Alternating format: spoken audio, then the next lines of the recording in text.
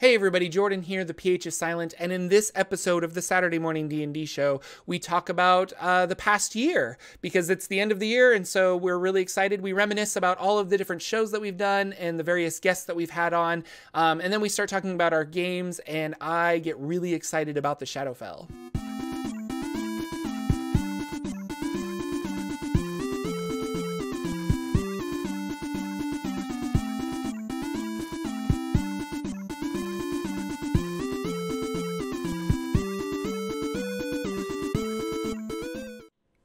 Hello, ladies and gentlemen. Welcome to the Saturday Morning D&D Show. My name is Jordan with a silent PH in the middle, and I am joined always by my wonderful co-host, Sir Lucian, over there at Sir Lucian Gaming. Say hello, sir. Hello, everybody. It's so happy to have you guys here for our last show of 2018. We were just talking before the show started and getting like nostalgia because we've been doing this. This is episode 49 because we missed a couple episodes due to just like real life things. But that's a pretty good track record. 52 weeks and we did 49 episodes. So yeah, crazy. That's super crazy. Like I never would have thought, like when we talked about this a few weeks before we actually launched it, yeah. we were just kind of meeting each other. We played in some games, and we had this idea that we might try to do something like this, and we were batting around like times we might do it, or what would be the format, or what would we do. And then even then I might have said, well, maybe we'll do a few shows, maybe we'll do 10, 20-ish, maybe. I never thought 49 shows. Yeah. That's insane. Yeah, no. So funny story, like how this all happened was Lucian kind of contacted me and was like, hey, I saw your YouTube channel and I kind of want to do like a podcast or something like that. And I was like, that sounds really cool. And then I think we didn't talk for like 5 months. Yeah. Like you contacted me and I was just like, yeah, that sounds cool. Let's try something. But like I was busy and you were busy and we just kind of like fell out. And then for some reason the new year started and I was like, we should get back on that. Or like it was the end of 2017 and we were like, we should like get back on that. Yeah. And it was one evening where you're like, well, we could do it tomorrow. And I'm like, well, we don't have any overlays or anything ready. And I think I stayed up till 1 or 2 in the morning making an overlay and getting everything ready so that we actually could run that Saturday morning. Yeah. And so then we woke up and we did. And I think our first show was like 30 minutes long because we didn't really know what we were talking about. And I was like, yeah, that seems like good. We'll keep it at 30 minutes. And then since then it's just been like, it's hard to keep it under an hour sometimes. So yeah. Yeah, it's funny. It has evolved like in the immediacy. Like nothing was planned out for weeks and then it happened. It was like, here we go. We're just going to do it. We dive in and we just do it. So it's always been good, but it's been super fun the whole time. Like even if, and this, I almost don't want to say, I'm going to knock on wood, but even if it ended today, it was such a cool experience to put the show together, work with Jordan this whole time, do all the things that we've done because it's been super fun just talking about the things that we're passionate about, we're geeks about. And just the whole year. I mean, going to conventions and hanging out, doing shows, playing in games together, talking about all the games that we're interested in. It's been fantastic. And it's just been a really good show that I feel like we've always been on time. We've had every now and then a technical issue here or there, but not very many. And we've gone like clockwork. So the people that want to show up know we're going to be here each morning. So just like your vaunted Saturday morning cartoon show, I feel like we've held up that torch that is the Saturday morning cartoon show torch. Like we didn't just take the name and then not do it justice. I felt like we did it justice. Yeah, no, gosh, it's been fun. Like, it's been a lot of fun to do this show with you. So thank you, sir. This was like a really cool idea. And like we got to finally meet when we went to Gen Con and that was really fun. And we've just kind of become like pretty good friends. And so like we'll message each other throughout the week about like new D&Z stuff that's happening or things in our game. It's kind of exciting. So yeah, made new friends, had a cool show. And like, not that we're quitting or anything. Like we very much want to keep doing the show because it's like, I think if it ever became a chore, we would probably stop. But for right now, it's just fun. So like, yeah, and I feel energized after every show. Yeah. Like I can't say that about everything I do. Like sometimes you feel drained, like you put a lot of energy in it and it was great while it was going and people loved it, but then you feel like your energy's drained. I get done at when we get done at 1 o'clock, 1:30, we might talk for another 5 or 10 minutes before we've got to run off and do something. But my energy for the rest of the day, even for leading into that week, builds just from being able to do this show. So it's an energy builder. Yeah. It feels creative. It feels like my mind is really coming up with cool stuff because I bounce ideas off you and you bounce ideas off me, and chat is very active and vocal. So they'll say something that strikes, you know, oh, there's a creative, cool angle. We could do something. So it's always been, I think that's what the best part of it is it gives us energy just every time to go on. It's never been one of those things where you feel deflated. And so I think that's why it has that long run feel to it, that thing that's going to stay. Yeah, no, it's really, yeah, it's just been fun. And looking back at some of the shows, go ahead.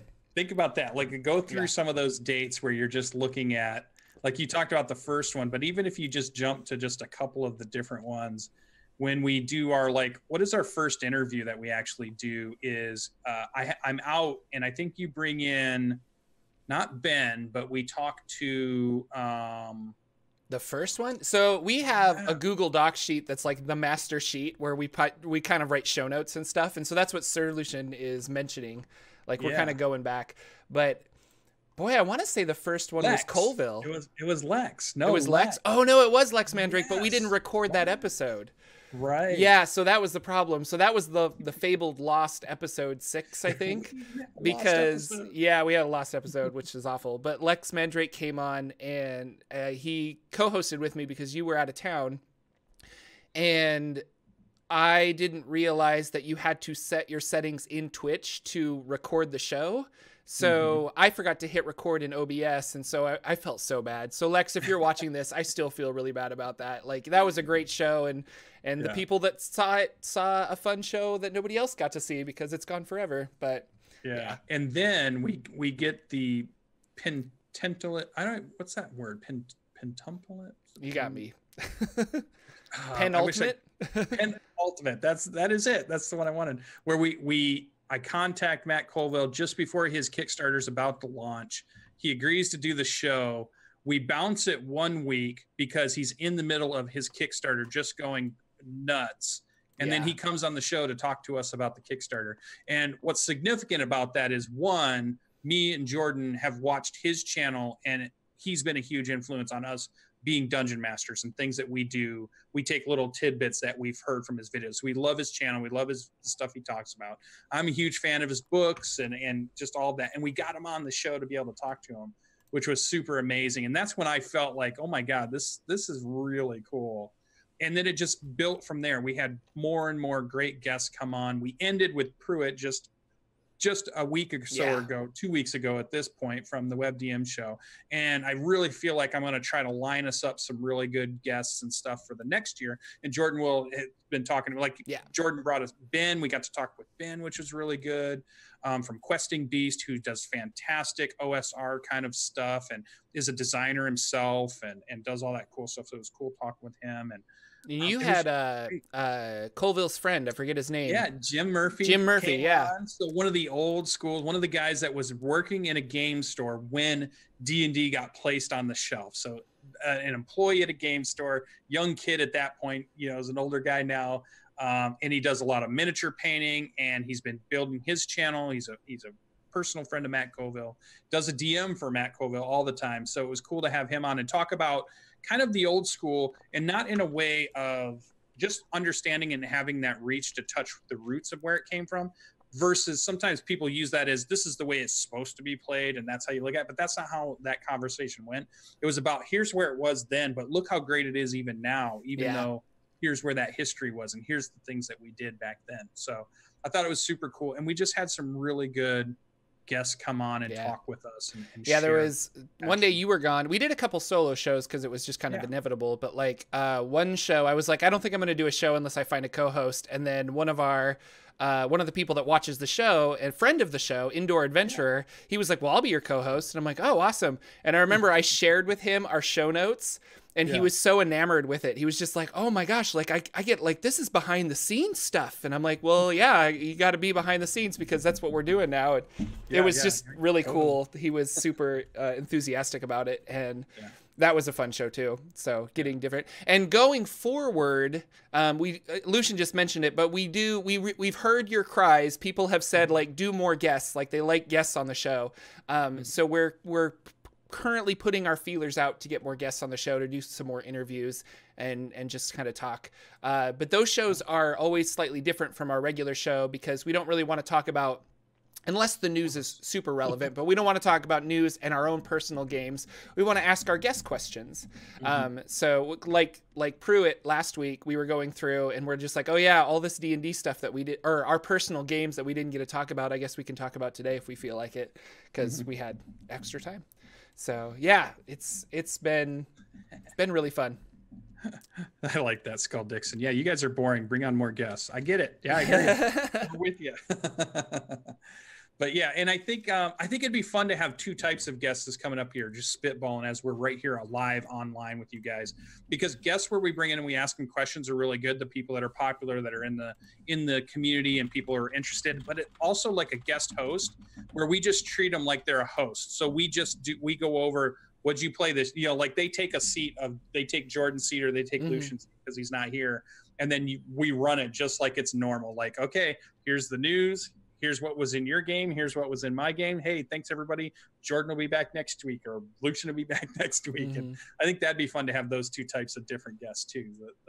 So that should be fun. But there's plenty of plans. Everybody's, we're in that time now where everybody's thinking about what they're going to be doing in the next year. We are definitely doing that. We were talking about that just pre-show, and we've been talking about it a little bit here and there. We're always thinking about where we're going to go, what we're going to do next, and we're just going to keep building on the success and I feel like the momentum that we have now. And the community, we have these community members I've played games with some of them. Have some of them playing in my Revenar campaign right now. So I've got to meet Skull Dixon, I've got to meet Danimal, I've got to meet Azer, and all these people that came from people that watched our show and then came and played a game with me. So that was super cool.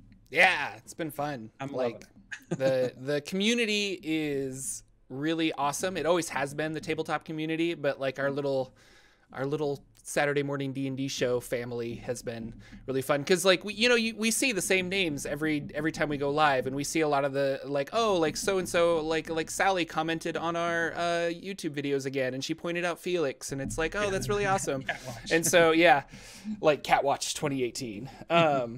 So yeah, it's been really fun. But transitioning from this, the holidays, did you have a great Christmas? What did you do around the holidays? Anything exciting? Well, stayed in. It was one of those Christmases where we wanted to get work done on the house, because obviously if you've been listening to the show, you've been hearing that I moved in between what was a huge thing, like crazy to do in the middle of a show, move a house, set up a new studio room, or get everything done, and we're remodeling everything in the house.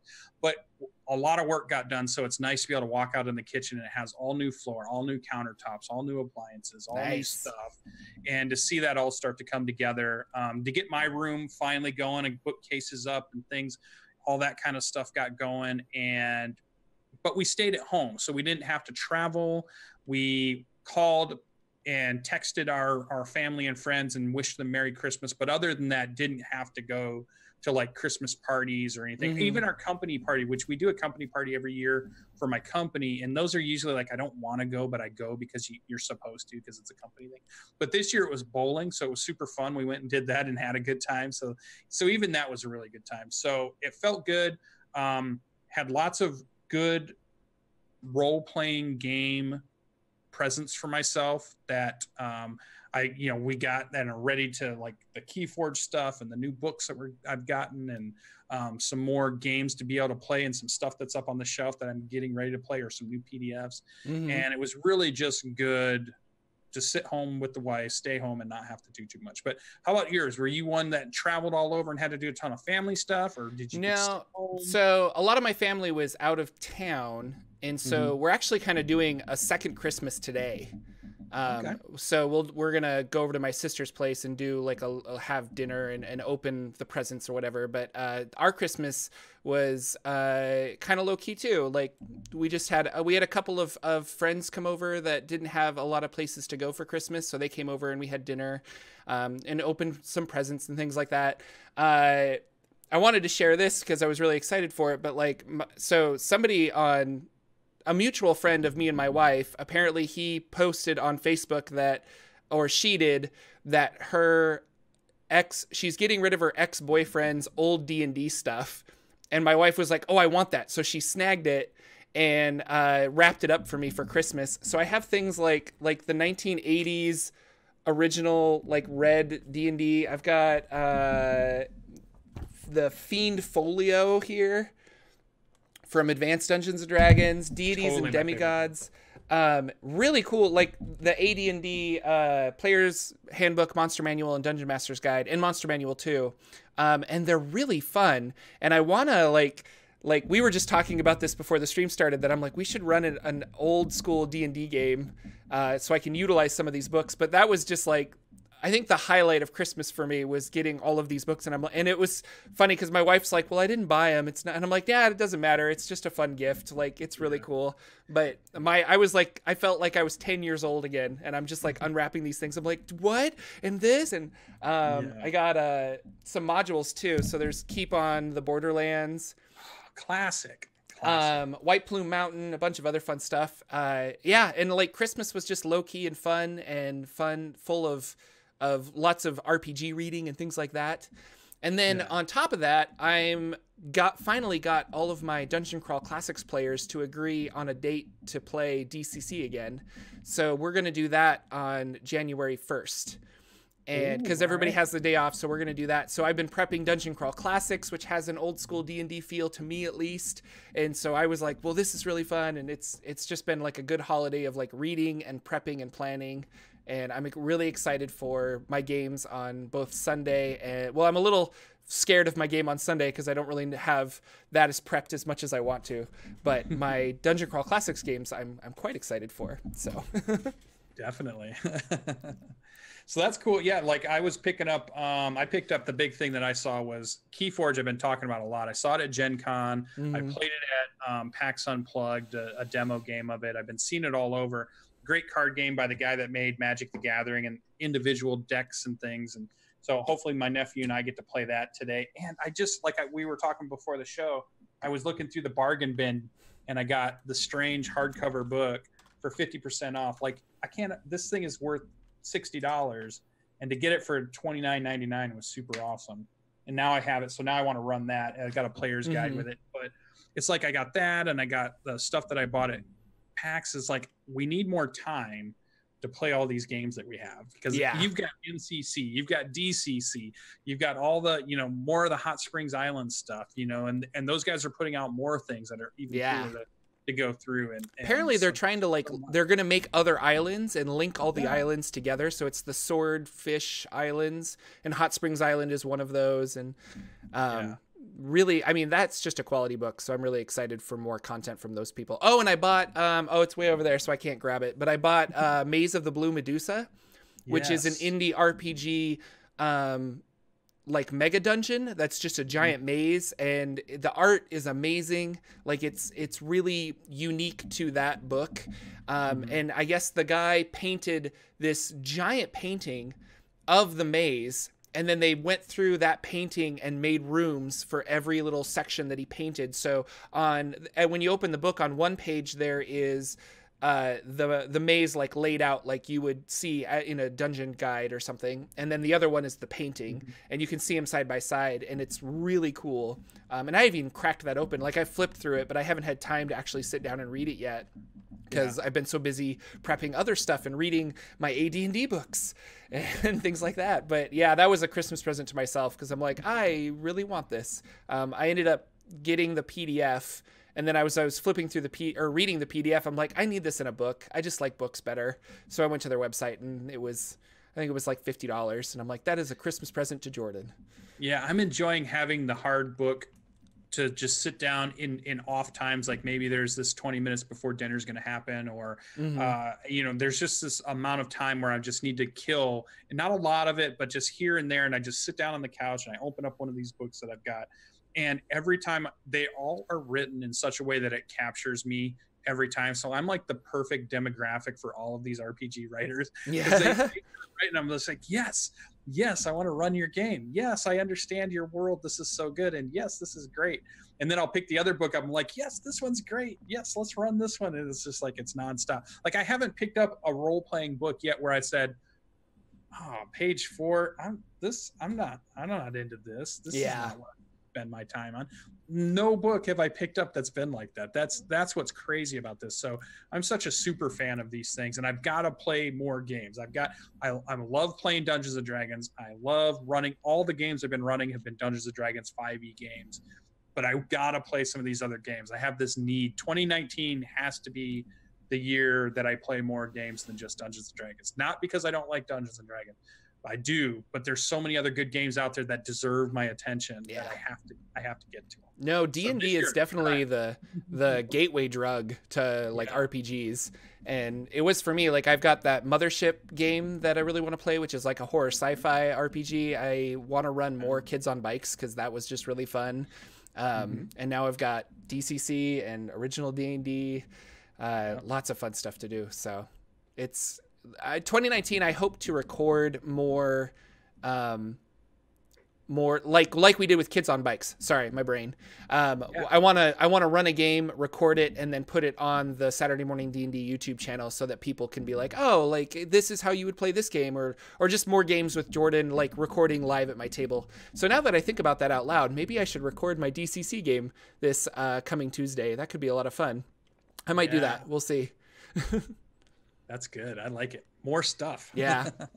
Okay, so now I'm getting confused because you flashed a book earlier before we started recording, but did you flash it recently, or do you want to talk about? No, I did again. Oh, you did? Okay. I did so twice. I missed it because I was reading chat or something. Okay. But The Strange.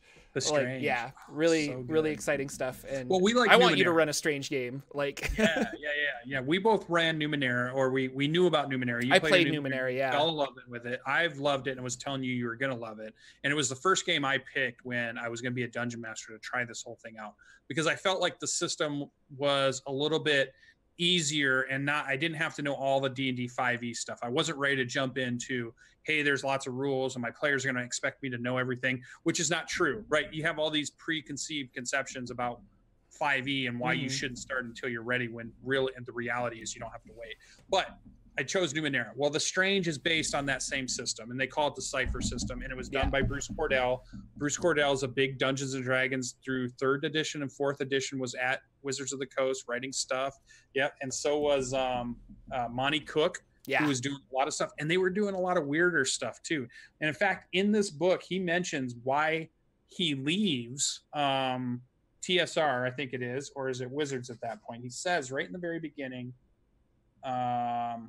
I left it because he wanted to write a sci-fi novel. So he left being a game designer to write a sci-fi novel. And then Monty Cook comes to him and says, you know, that novel was so good, you should make a game out of it. And that's what this is that game. And this is a really cool one, because it's this idea of, we're in the modern time now, but there's a lot of these alternate dimensions that keep bumping up into ours. And they create this department that tries to make sure things don't go crazy that are going back and forth between these dimensions. So you create your character and you're like part of the bureau kind of thing. But then when you go to these other places, you become another character, because when you might change bodies, or you might change what you are. So here you're, agent, whoever, you'd be Agent Jordan here, and then they say, hey, we need you to go check out this other recursion, they call it. And when you go there, you're actually a paladin of whatever when you go through there. So then you have this character sheet, and they do a really cool thing where they have like a normal piece of paper character sheet, which is the Jordan, but then you slip on another piece that's bent the other way, and that's the paladin part. But then when you go to another world, maybe it's a pulp fiction or a noir or a DCC or an MCC style game, well, then you grab that sleeve, and then that one, you're somebody else. So it's about this idea that you're changing and translating to different bodies or different avatars that represent you when you go to these other dimensions that keep bumping into our dimension. You know what it always reminds me of? Have you ever seen Waxwork 2? Yes. Yeah, like it's Waxwork 2, Lost in Time, a very, maybe it's not an underrated movie, but it's an underrated movie between my friends, because like I love that movie and people are just like, what, really? And I'm like, no, it's so cool. But in that movie, he's the same person, but when he travels back in time, he's relevant to that time. It's not like you're, you know, Jordan from 2018 going back to medieval times. You're like a peasant in medieval times, but you still kind of have your memories and things like that, and you try to like fit in, so nobody's shocked to see you, and you can't take necessarily like a space gun from one thing to the other, or your space gun transforms into a sword when you go back to medieval times or something like that. But it always kind of reminds me of that, and I love that movie, and so I always think that I would love The Strange. Well, you gotta like that TV show, and the one that Scott Bakula is in, and he played, is it Quantum Leap? Sliders. Quantum Leap. Yeah. Quantum Leap, because he's a different person in each one of those, and then he goes and does something. That's what it kind of reminded me of, because you're jumping in that body of something else, and you really are something else until you come back here, which I thought was kind of cool. So if you're a fan of that kind of thing, and what it does as a GM or a player, not that we wanted to do a big show on The Strange today, but hey, we're here. Hey, we're here. This is what's happening. It allows you to be super creative in the fact that, hey, this week you're into dinosaurs and you want to do a nice cool dinosaur episode, you can go do that. But then in a couple weeks, when you're like, okay, I've scratched that itch, but now I want to do something more spelljammery, I want to do something where we're flying through the stars, I can do that. Or I can do pulp noir, like I could do a black and white episode for something where everything in the world's black and white and everything's a detective novel, you know, and whatever. And you can just pick all these different genres that you might be interested in and just let your players just play and explore and find all the cool craziness in those. And I played Numenera with Judge James from Living for Crits, who's just a great guy. He's got a YouTube channel. He's got a fun blog. You should read about it. You'll find my picture on there around Gen Con time, because he took a photo of all of us because we played a really great Numenera game. But he was I was asking him about The Strange at Gen Con, and he was like, no, it's like you can kind of just do it's so open that it sounds daunting. Like it's just kind of like, I don't know what to do. But like he's like, we were ourselves, and then we like jumped into Star Wars, and like my wife was a Chewbacca and all this other stuff, or a Wookiee, sorry. I had don't at me. I just had so many Star Wars people get really upset with me. There was a great disturbance. I could feel it.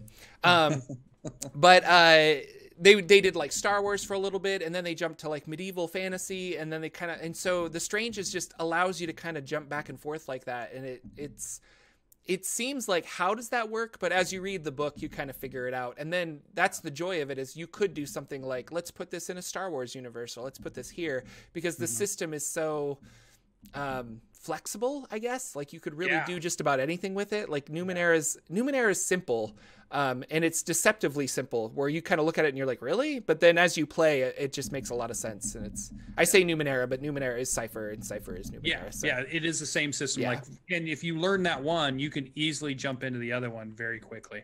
And it's a great system. And again, all these systems are great, and they allow us this creative outlet. So because we've all got these presents and all these things that we've bought, and now we're just like, we're brimming with these ideas of what we want to do in our games, and where we're going to take them, and what we're going to do next. And I think it's just fun. It's just like, you know, that it's exciting. I just feel super excited about all this stuff.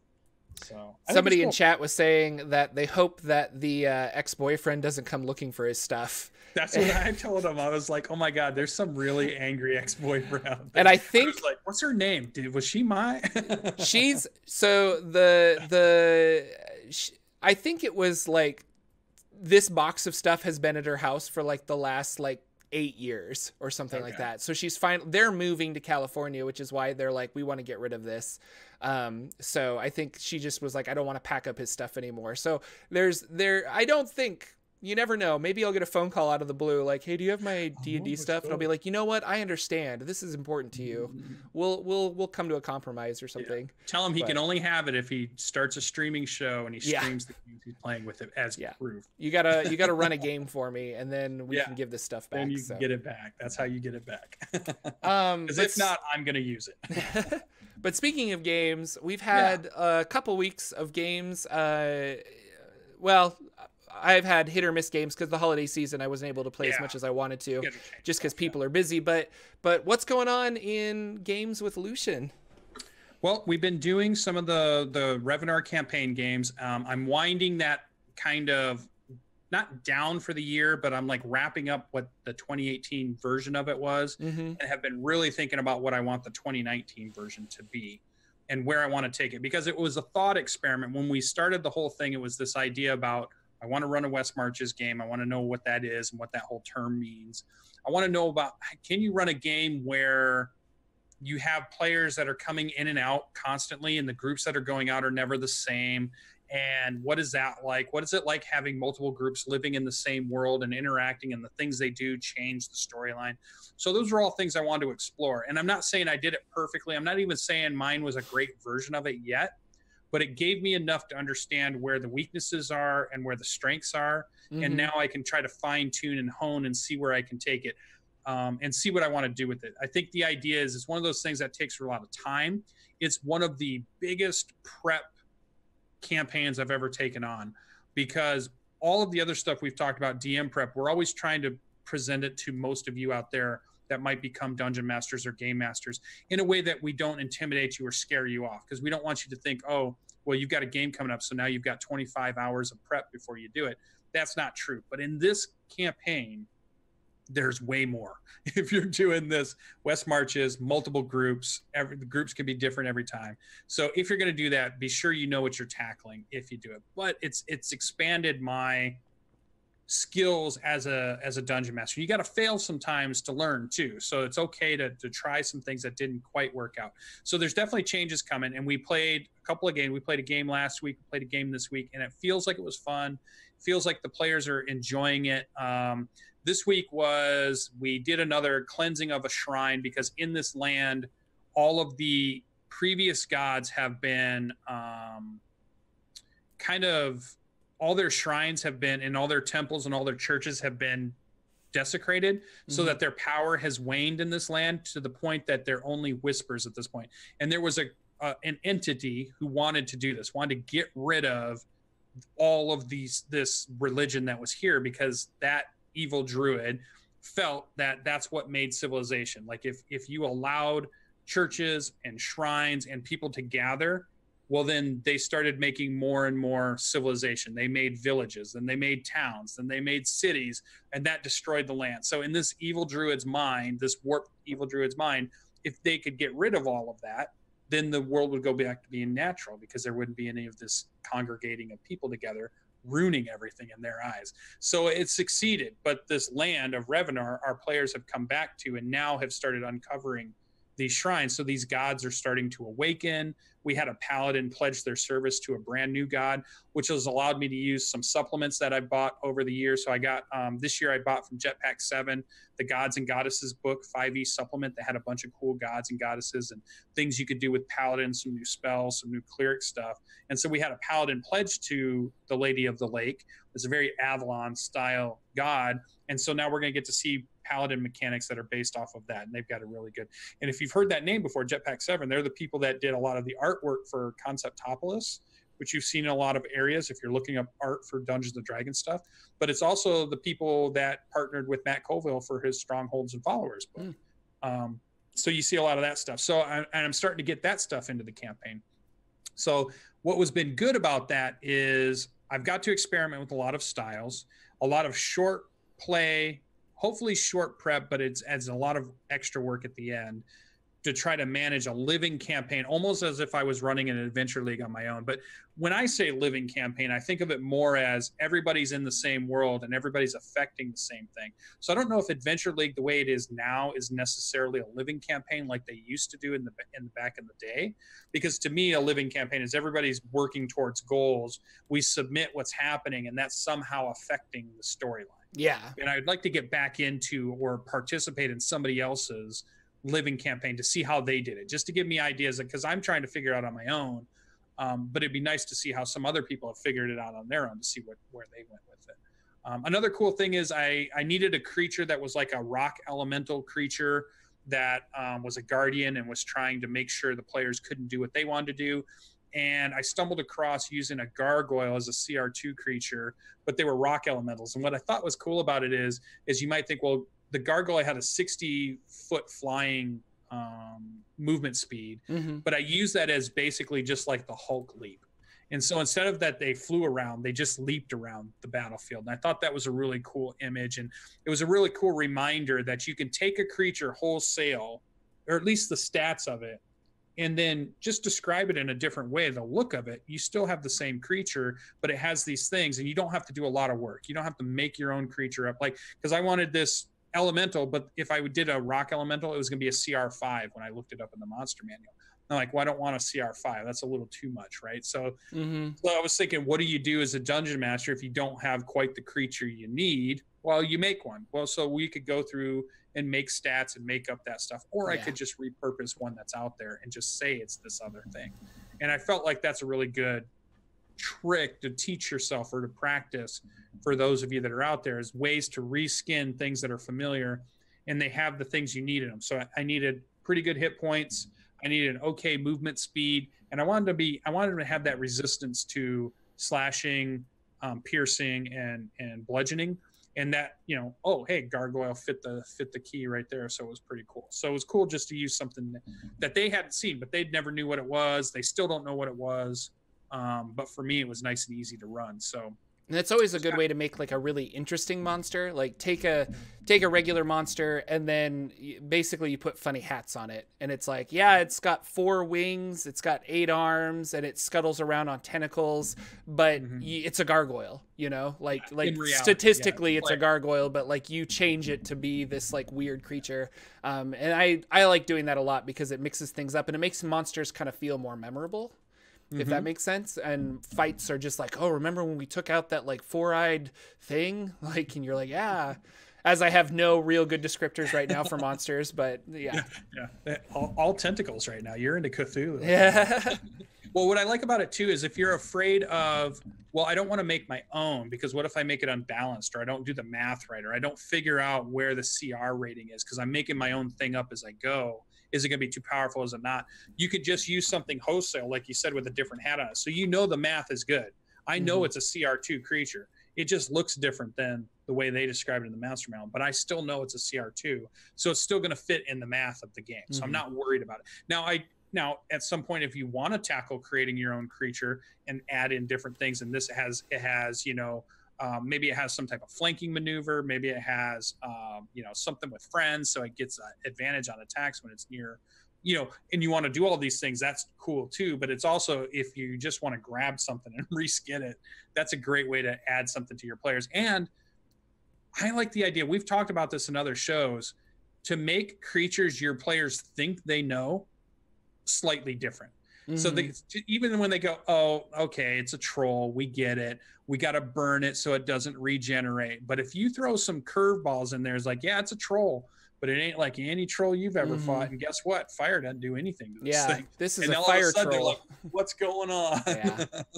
So those are all good things, because that's what your players want. They want, in a lot of ways, they want to know what's going on. They want their characters to be able to advance and have a cool story, but they also want to be surprised a lot of times. Even if they've read that monster manual forward to backward, most of them are still cool with when you tweak something or you do something that makes it more a surprise to them for the first time, and something happens to them and you're just like, what is this thing? Oh, it's a Demogorgon. What? You know, or what's going on? You know, or whatever it is. They're always looking for that thing. Or sometimes they just like fighting things they haven't fought before. Yeah. Because too often we play campaigns and it's, you know, the old cliche of, oh, it's another band of orcs, or it's another goblin horde, or it's a bunch of giant spiders, because we fight giant spiders all the time, you know, type thing. But then you throw in something that maybe they don't fight all the time, a rust monster, an umber hulk, or an owl bear, or, you know, whatever it might be. That just, they're like, oh, right, I finally got to fight an owl bear. You know, I feel like a D&D guy. I fought an owl bear. The campaign that I'm playing in right now, where I'm a Warforged, after a lot of our fights, my dungeon master will say, like, oh, Jordan probably knows what this is, or he knew what this was. And a lot of times I don't. And I'm like, no, because he's pulling from monsters from like Creature Codex and a bunch of other stuff. But just thinking of like memorable monsters, the last one we fought, every time we were attacking it, it just had tears coming out of its eyes. Like it was perpetually crying, these like huge tears. And when we would like cut it, it would turn to water and just kind of fall to the ground as like a limb would just turn to water. So the thing was like made of living tears. And I was like, that's so cool. And he's like, did you know what the monster was? I'm like, I had no idea. And I'm like, I don't know, like what's good or bad against this thing, but it was interesting to fight and it was really cool. So.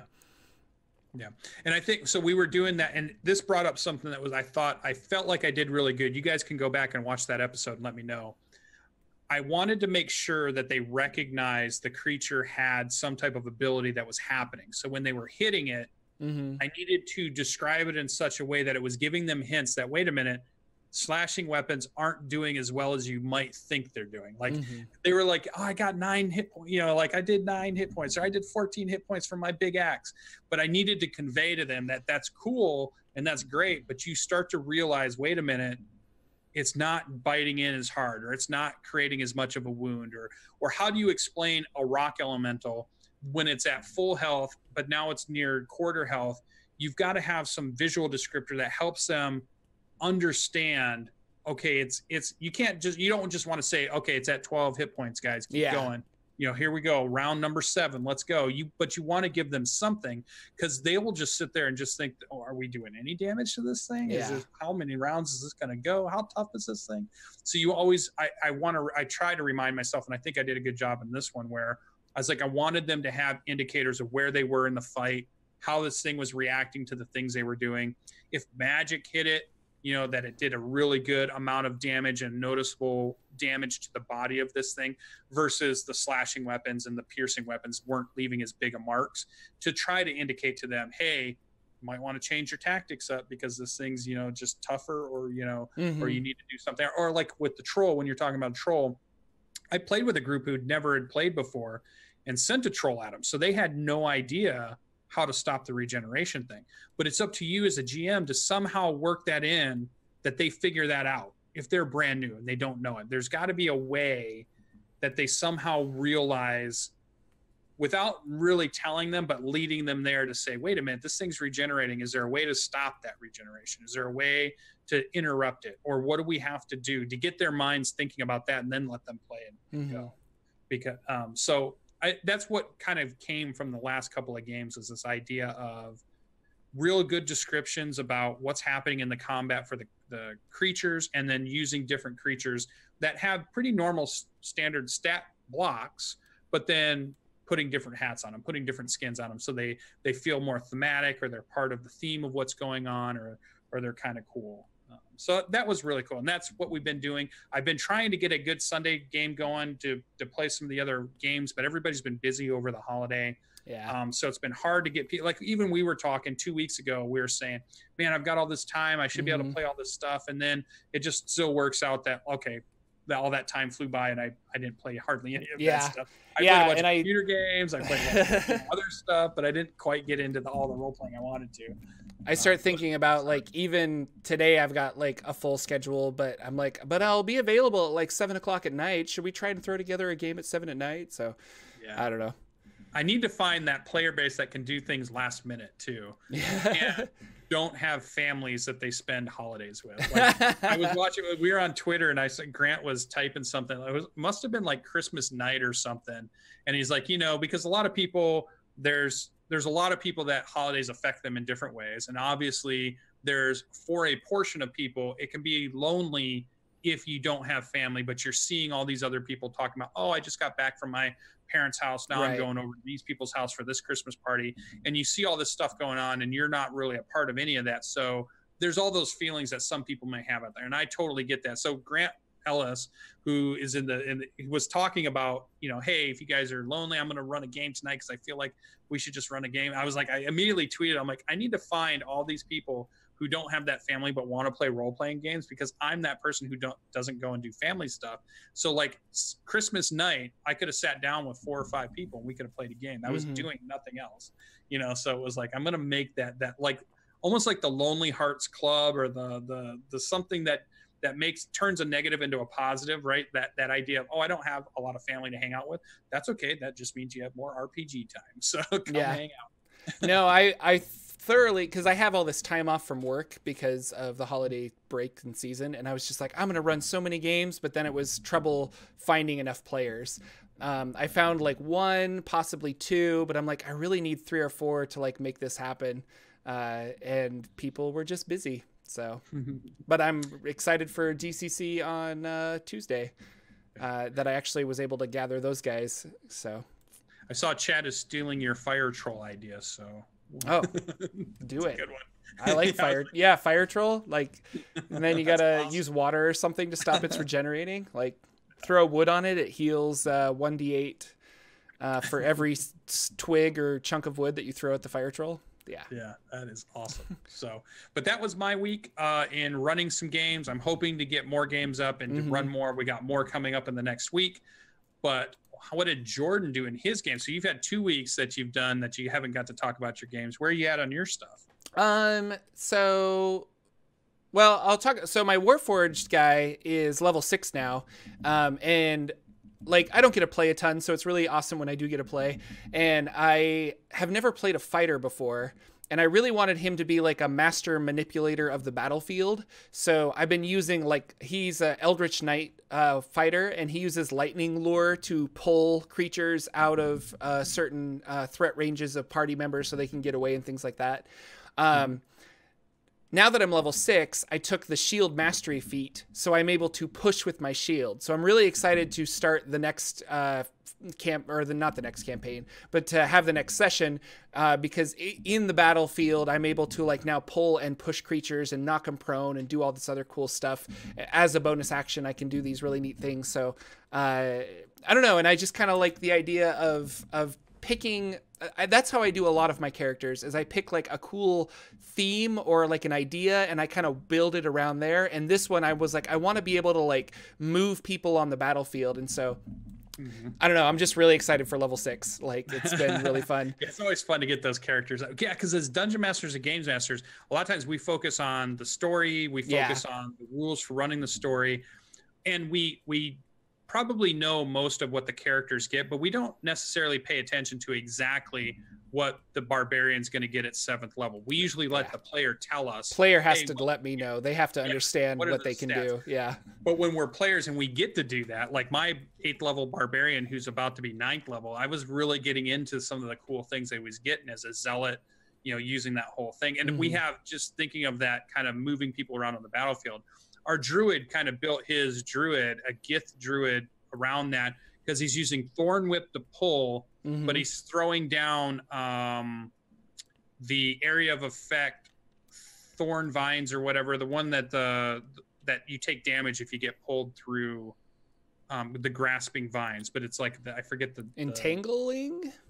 It's either Entangle or Grasping Vines. It's one of them does damage, one of them just makes it so you can't move, but one of them does damage. So he's pulling people through that, forcing them to take the damage, so they can't just sit there, because if you just stand there, you don't take any damage. It's only when you move through it. So he's casting that, and then he's using that whip to pull him through. And I was like, that's kind of similar to what you're talking about. Yeah. And that's his theme. That's his thing. He's like the cheese grater move. So it's pretty good. And I'm excited. And then I was thinking about my beautiful bard from Adventure League, and how I'm like, I really miss playing that bard. I want to go back and play him, because I had a whole plan for him to take, is it Divine Weapon or Holy Weapon? The one where you summon a weapon and then it like fights next to you. Spiritual Weapon. Thank you, Jordan. Had took me, but I wanted to give him Spiritual Weapon so that he has his like scimitar, and then summon another scimitar. And so he's like fighting back to back, like, you know, he's dual wielding scimitars, and then there's one behind him that's got a third scimitar, and he's just meleeing all these creatures with his bardic inspiration and doing all this extra damage, and adding bardic inspiration to his AC to protect himself while he's in the heat of battle. And that was just very cinematic to me, and I never got to realize that because he didn't get high enough level. But I still have him, and he's still Adventure League legal. I just have to like switch him over to the new rules for season 8. So yeah, I think I might try and Adventure League again come this February when I'm able to have my Thursdays free. So that is cool. And then other than that, I've got this conundrum of my Sunday games of what do I do with my players, because we kind of talked about doing planner travel and things like that. And the more I was researching, I read the March of the Modrons module, which is like a planner adventure, and you get to go to all these different planes of existence. And they create like a hub in Sigil. And so I was thinking like, well, maybe I could have my players like make their way to Sigil, and then they could do all this other stuff. But the more I think about it, the villain that I've presented them is very much tied to like dark, and that got me thinking of the Shadowfell. And I was like, and my players have been to the Feywild, and so I was thinking it would be really cool if they could go to the opposite of the Feywild, like actually see the Shadowfell. And then I was reading that you can navigate to the Shadowfell and actually move faster and farther than you can in the prime material plane. So it's kind of this like this shortcut to get home. And so if I can convince them that it's like the way to go to get home, maybe they'll enter into the Shadowfell, or maybe I'll just have them like get sucked through another portal. But I think that's the plan, the direction I want to go. We'll kind of see if my players navigate that way. But I bought a PDF. I bought the Shadowfell, the 4th edition PDF, or the 4th edition campaign setting of Shadowfell, Gloomrot, and Beyond. And it's all about the city of Gloomrot, which is in the Shadowfell. And I've had a lot of time over the break to like be reading it. And so I've been reading through this and getting a whole bunch of ideas about where I want to go and paths that I want them to take. I think I want to use like the Hand of Vecna as something and kind of just throw that artifact in there and see what they do with it. And then I went through that campaign setting, and it really is a campaign setting. It's almost like a sandbox. Like if you guys are interested in the Shadowfell, I 100% think you should check out that 4th edition campaign setting, Shadowfell, Gloomrot, and Beyond, because it's the city of Gloomrot, and there's all these different threads. Like if you're in the northwestern quadrant of the city, here are some hooks, like campaign hooks that you can use, and then you, the dungeon master, expand upon those. It doesn't necessarily hand you, but it gives you factions. It gives you like, here's kind of what's going on in the city. Here's what's going on in with the various groups in the city and how they interact with each other. It's really cool. So I've been reading this, and then I decided to go through, and because it has like a bunch of monsters that are statted for this adventure specifically, and I went through and found 5th edition equivalents for it. So like we were talking earlier, like you find this 3rd edition or 4th edition monster, but it doesn't really have a 5th edition equivalent, but you can kind of be like, okay, this is like a fallen angel, so I'll use a regular angel, but I'll make his attacks necrotic rather than radiant, and you kind of mix and change it up like that. So many really cool things. Now that the Raven Queen is in 5th edition mythology, there's a bunch of stuff to do with the Raven Queen, because that was a big 4th edition goddess, and just kind of had a huge, probably the most popular aspect of 4th edition, I feel like, which is why it made its way over to 5th edition, because everyone seemed to love the Raven Queen and her dominion over death, and how she's mysterious, and like clerics can worship her. Gods. Yeah. Like kind of thumbs her nose to the gods, or interferes with what they're doing, and mysterious enough that you don't know why or what is going on. And to think of somebody that's that powerful that can kind of do what they want, or it's just it's an interesting storyline to dive into. Like, and every warlock I meet wants to be the Raven Queen warlock at this point. And that's what I like about her, is that she's mysterious enough that it's like clerics can worship her, or warlocks can have her as a patron, because she operates on a different level than regular gods. And it's, I don't know, it's really cool. So there's like a whole in the I feel like I'm just really talking up this mod or this campaign setting, but it is really cool. But there's like a whole temple to the Raven Queen that you can go explore. There's just like really neat stuff, and how time like in the Feywild, time doesn't work the same. So you could be there a couple of weeks and only an hour goes by on the prime material plane, or vice versa. There's a really cool crossroads where there's a scarecrow, or like a corpse basically, that's like hung up, and you can ask him wherever you want to go. Like, I want to go here, I want to go home, and he'll point his dead hand into the direction that you need to start walking to get there. And the book's so open about it. Like, that could take you through a portal, or that could point you in a direction to an adventure. Like, that might point you to an artifact that will get you home. And so I'm really looking forward. I think when my players land in the Shadowfell, they're going to come to this crossroads, and they're going to have to figure out this. And sorry, I'm really excited. So the 5th edition Dungeon Master's Guide has rules for the Shadowfell. And if you're in the Shadowfell, you roll a wisdom saving throw. If you fail, you roll a d6 on this table that tells you what kind of like despair you have, whether like a madness and it's things like you have disadvantage on death saving throws, or you might have disadvantage on initiative or something like that, because the overwhelming despair of the Shadowfell has been causing you this problem. And I've been using those rules all throughout my inverted ziggurat that they've been exploring, because I wanted it to be tied to a dark place, and I wanted this whole pyramid to have some kind of like weird connection to the Shadowfell.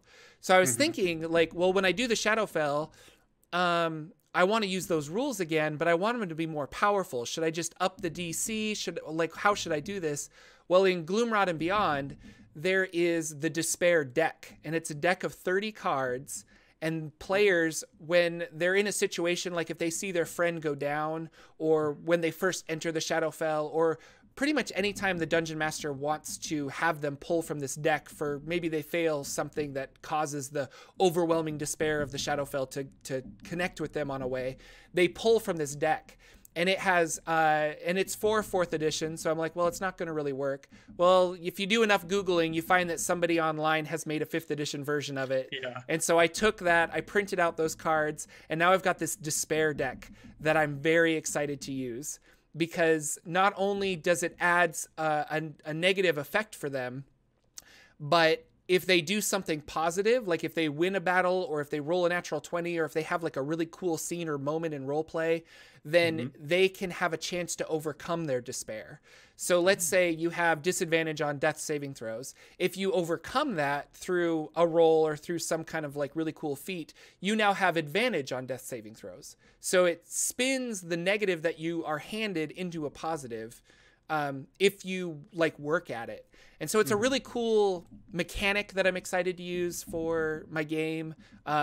And then the more I was reading this, the more I'm just like, I feel like the Shadowfell is the right place to go. I just have to get him there somehow. Yeah. So currently the inverted ziggurat lifted off of the ground and is heading towards the city. I think I told you guys this 2 weeks ago, but I gave them a magic carpet that they can fly around on. So they're going to fly towards the ziggurat and hopefully land it, try to stop it. But inside there's this churning mass of despair darkness that is fueling this ziggurat, and it's going to be some kind of a portal to the Shadowfell. So we'll see where it goes. But that'd be good. And they want to go home. They want to go home, and it could be their way home. So, well, it is their way home. It's just there's adventure in between is kind of the idea. So, but man, it's really cool. It's really fun, and we'll see where it goes. There's like Cult of Vecna. There's all kinds of stuff, which is I'm excited for it. So, and that's about it. I like the idea that it's reusing 4th edition stuff. So it's like, even though there's this wide range of stuff they created for different versions, you can still go out and grab that. Like in my Revenor game, I'm using a module that was from AD&D. Oh yeah. And I put it in there wholesale, and I went through and I refigured some of the creatures and stuff to make it work, but it's still a Gary Gygax adventure in my campaign because you don't have to just say, oh, this is 5th edition, so I can only use 5th edition. Yeah, no. It just doesn't work that way. Everything can fit in. Everything can work, and I love it. Yeah, just replace the monsters. There was a Dungeon Crawl Classics game that I kind of tweaked to work for 5th edition, because a lot of times those puzzles and those challenges are the same. It's just kind of monsters and maybe skills that you have to change. But the more you play, the more you feel comfortable doing that. And I think the more you will look for inspiration in other sources, and older adventure modules are a great way to do that. So yeah, super fun. Happy New Year, everybody. Yeah. And I hope that 2019, I hope you guys are as excited for 2019 as Lucian and I are, because we have, I wouldn't say big plans, but we've definitely got plans, and we want to implement those and see not only the Saturday Morning D&D channel grow, but like our personal YouTubes and Lucian's Twitch and things like that, and just be a bigger presence on the net in general in our tabletop community. So it's just exciting. Like, I don't know, it's really fun. Yeah. Love doing the show with you. Love hanging out. It's really great. Yeah, and I'm super happy and glad that we have people that show up to the live stream, but there's a plenty of group of people that will go to the YouTube and they'll watch that and they'll comment on there. We see them a lot, and there's a growing group that's listening to us on the podcast. So it's great to have these different communities coming up, and I just want to be able to interact with a lot of you as much as we can in this upcoming year. So keep at it, keep supporting us, keep coming out and hanging out. And that's all we want to do, is just hang out and talk with you guys and help out where we can. Because I think overall the show has always been about encouraging people to jump into that passion that we have, which is not only playing the game, but becoming a dungeon master or a game master in that game, and then introducing it to other people. And we're hoping that's what this does, is just help with that, getting you started, help us talk through things. You can hear us, how we do stuff. And it's not magic. It's not rocket science. It's anybody can really do it. And hopefully we're helping you, helping your game.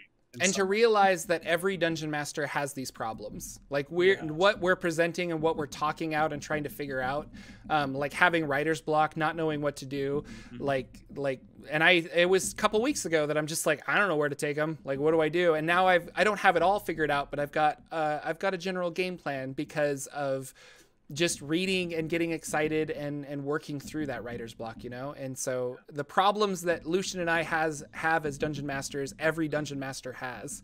So yeah, and you shouldn't be intimidated by that. You should just get out there and run some games. So run more games.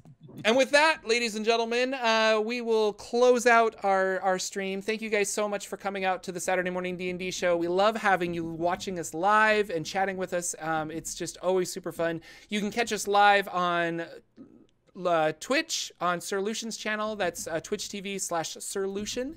Or you can catch us on the Saturday Morning D&D Show YouTube channel. We also stream there.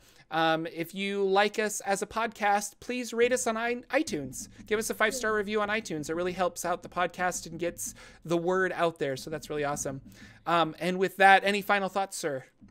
Nope. This is it for this year. Thanks for 2018. It's been awesome. I want to see every one of you go bring your friends and your family into 2019, because we want to make 2019 even better. Yeah, it's going to be super fun. We'll see you next year, everybody. Thank you so much for watching. Take care. Bye-bye.